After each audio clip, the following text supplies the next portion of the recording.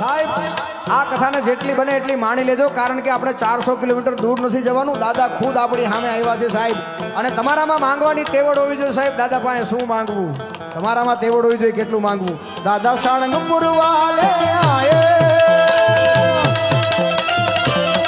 એ મને આનંદ આનંદ થાય, મને લાગી તારી ધૂન, મને લાગી તારી ધૂન.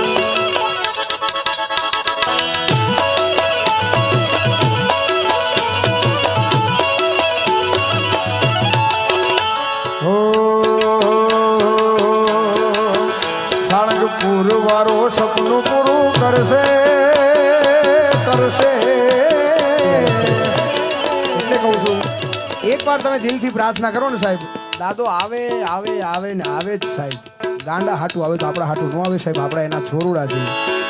સાળંગપુર વાળો સપના પૂરા કરશે.